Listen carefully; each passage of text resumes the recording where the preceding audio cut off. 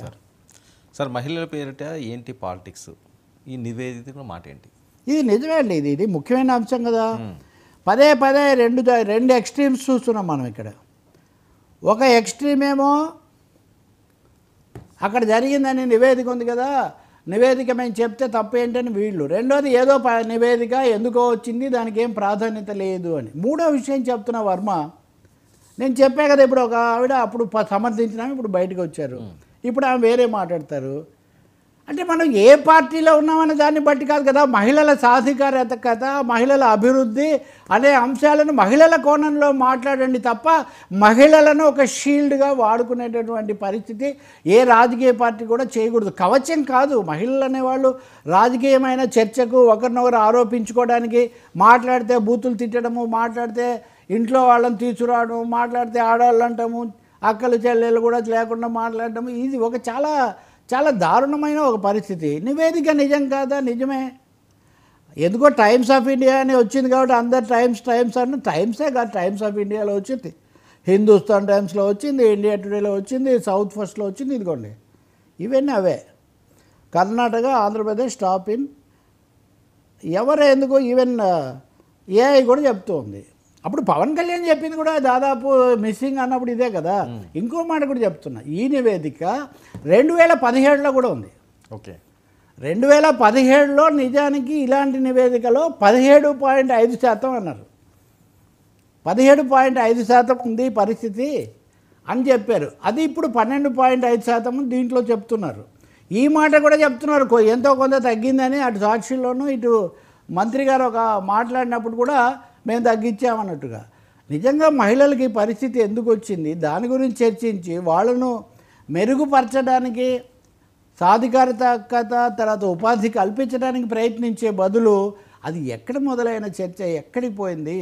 ఎప్పుడో నారాయణ రెడ్డి గారు అన్నారు, ఎవరు వీరు పొరపాటున అబలలుగా పుట్టిన విధి వంచితలు, బుసకొట్టే కామాగ్నికి విసిరేసిన సమిధలు అని చివరకు అంటాడైనా. ఎవరో తెలుసా, ఇంకెవరో తెలుసా, మన రక్తం పంచుకున్న ఆడపడుచులు, మనం జార విడుచుకున్న జాతి పరువులు అంటాడు ఆయన అప్పుడు. సో ఆ సమస్యను ఒక మానవీయమైన వీరేశలింగం దగ్గర నుంచి ఈ అంశం మీద పోరాడుతున్నారు. కాబట్టి వేశ్యలు లేకపోతే సెక్స్ వర్కర్లు ఏమైనా వాళ్ళు మహిళలే, వాళ్ళు కూడా మనుషులే.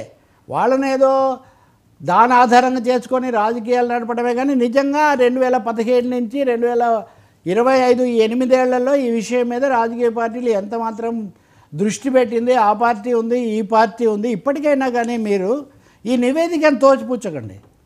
నివేదికను పక్కదో పట్టించి నిందలేయడం వల్ల ఇక్కడ సమస్య వస్తుంది, నిప్పు రగిలింది. కానీ నివేదిక ఆధారంగా చర్యలు తీసుకోవాల్సిన అవసరం మాత్రం ఉంది. అది ప్రతిపక్షంలో ఉండే ఒక విధంగా, అధికార పక్షంలో ఒక విధంగా మాట్లాడడం అది కుదరదు. చంద్రబాబు మాట్లాడితే ఒక విధంగా. అదే నేను అన్నది, ఆడపిల్లల్లో ఎప్పటి నుంచో సామెత ఉంది, ఇది పురుషాధిక్య సమాజం. దాన్ని ఆయన అనగానే ఇది అయిపోయింది. మొన్న కూడా అంతే కదా. సెక్స్ వర్కర్స్ లేకుండా చేయమని ప్రభుత్వాల బాధ్యత ఏముంది? చేయాలి. దాని మీద నెక్స్ట్ ఇంకోటి, ఆ సెక్స్ వర్కర్లు ఆశ్రయించేది ఎవరిని? పురుషులు కదా. అదే కదా నేను చెప్తున్నా. అందుకనే ఆ అంశాన్ని ఆ భాషలో వాడడం చాలా చాలా ఘోరమైన అంశం. తల్లులు, మహిళలు రకరకాల రూపాల్లో ఈ అంశాలు వస్తున్నప్పుడు నేను చెప్తుంది ఒకటేనండి. అప్పుడు ఇప్పుడు కూడా మహిళా నాయకులు కొంతమంది ఈ పార్టీల తరఫున మాట్లాడుతున్నారు. వాళ్ళ మీద వీళ్ళు అంతటితో ఆగిపోతున్నారు. కానీ మహిళల యొక్క అభివృద్ధి గురించి, మహిళల యొక్క ఉన్నతి గురించి ఎందుకు చర్యలు తీసుకోవట్లేదు? రాజకీయ అందుకే అన్నాను, షీల్డ్లుగా వాడుతున్నారు మహిళల సమస్యను, కుటుంబాలను కూడా. ఇప్పుడు కూడా మన ముందు ఇంకో చర్చ ఉంది అటువంటిది. కాబట్టి ఇది మంచిది కూడా కాదు. 3 విషయాలు నేను మీకు స్పష్టంగా చెప్తున్నాను. ఒకటి, బూతులు. ఎవరైనా సరే అవతరాలు తప్పు చేశారు కాబట్టి మేము ఇంకో 4 బూతులు తిట్టామంటే ఒకడు చేసిన తప్పు ఇంకొకటి తప్పు చేయడానికి లైసెన్స్ కాదు. వాడు బూతులు మాట్లాడాడు కాబట్టి ఇంకో నేను 4 బూతులు మాట్లాడి నీతులు చెప్తానంటే కుదరదు. ఎవరి బూతులైనా అన్నీ అమ్మలకే తగులుతాయి. బూతులన్నీ అమ్మలకో లేకపోతే ఇంకొకరికో మన ఇంట్లో వాళ్ళకో తగులుతాయి. మాట్లాడితే మీ ఇంట్లో లేరా, మీ ఇంట్లో లేరా, ఎందుకు సార్ వేరే వాళ్ళ ఇళ్ళలో పోవడం? అసలు నాకు అర్థం కాదు. ఇది ఒక ఊత పదం అనమాట. మీరు మాట్లాడేది తప్పు అని చెప్పడానికి బదులు వేరే వాళ్ళని తీసుకొని రావడం చాలా ఘోరమైన అంశం అండి. అసలు ఈ విధమైన చర్చ ఏంటి వర్మ? నేను మీకు ఒక ముఖ్యమైన అంశం చెప్తాను. మొన్న శనివారం నాడు విజయవాడలో బాలోత్సవ భవన్ అంటే బసవపుణ్య కేంద్రంలో ఒక చర్చ జరిగింది. అమరావతి ఎంత భూమి కావాలి, విమానాశ్రయానికి అంత కావాలా వద్దా, దీని వెనుకున్న రాజకీయాలు ఏంటి, ఇవన్నీ రకరకాలు. నిజానికి అది చాలా రాజకీయంగా ముఖ్యమైన చర్చ.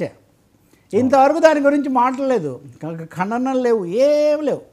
నిన్న తుమ్మల నాగేశ్వరరావు, అది మనకు వేరే చర్చ కూడా ఉందనుకోండి, ఈ కార్పొరేట్ ఇంట్రెస్ట్లు ఇవన్నీ చేస్తుంటే మహిళలు ఆ క్రమంలో చాలా నలిగిపోతున్నారు. ఈ విషయాలు వదిలేసి రెండు పార్టీలకి ఇది కన్వీనియంట్గా ఉందండి. మహిళలు తిట్టారు, దాని మీద వీళ్ళు వచ్చేస్తారు. వాళ్ళు తిట్టారని వీళ్ళు తిట్టారు. మీరు మా భారతీరెడ్డి గారు నన్ను వచ్చాను వాళ్ళు, మీరు ఆమె అనలేదని వీళ్ళు. అసలు ఎక్కడికి పోతుంది వర్మ? మీలాంటి వాళ్ళు ఒక 4-5 ఏళ్ల కిందట మీరు చేసిన రాజకీయ చర్చలేంటి? కాబట్టి అతిపెద్ద తప్పు ఎవరిదన్నారే మీరు? ఈ కల్చర్ది తప్పు, ఈ హైజాకింగ్ది తప్పు, ఈ డైవర్టింగ్ పాలిటిక్స్ది తప్పు. విజయవాడలో కాల్మనీ ర్యాకెట్ అనేది ఒకటి వచ్చింది. ఎవరు బయటికి తెచ్చారు? ఇప్పుడు ఆ పేర్లని చెప్తే నొచ్చుకుంటారు. ఆ తెచ్చిన వాళ్ళు అప్పుడు అధికార పార్టీలోనే ఉన్నారు, అధికారులు కూడా ఉన్నారు. వాళ్ళ తర్వాత కమిషనర్లు, డీజీపీలు కూడా అయ్యారు. ఏం జరిగిందండి? కాబట్టి మహిళలకేమీ భద్రతా రక్షణ కల్పించడం లేదు. మహిళల పేరుతో రాజకీయాలు మటుకు నడుస్తున్నాయి. ఇది ఒక పరాకాష్ట అనుకోవాలి. ఇప్పటి నుంచైనా మహిళా కమిషన్ కానీ మహిళా సంఘాలు కానీ వాళ్ళ గౌరవాన్ని, వాళ్ళ భద్రతను కాపాడే విధంగాను చర్చలు ఉండే విధంగా చూడాలి. ఇంకెవరు ఇటువంటివి మాట్లాడినా, ఎవరిని గురించి మాట్లాడినా తాళం వేసే విధంగా నోటికి తాళం వేయాలి, సంస్థలు కాదు. సార్ లోకేష్ నాయకత్వం దిశగా అడుగులు పడుతున్నాయా వారసుడిగా?